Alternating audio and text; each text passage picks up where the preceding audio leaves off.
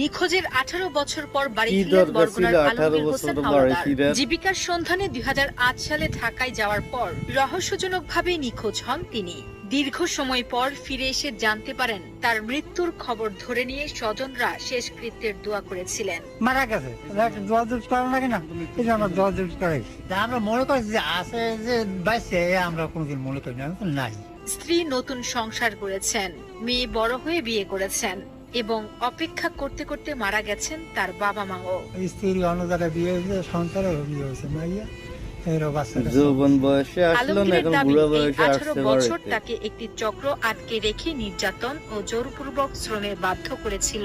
পুস্তকলা গেছিলাম, পুস্তকলা কাম করতাম, নিয়ে আমাকে আটকাইয়া কোন বিল্ডিং এর মধ্যে লইয়ে গেছে, এমনি নিয়ে কাম করে। ঘটনাটি এলাকায় ব্যাপক আলোড়ন সৃষ্টি করেছে। স্থানীয়রা দোষীদের আইনের আওতায় এনে ঘটনার সুষ্ঠু তদন্ত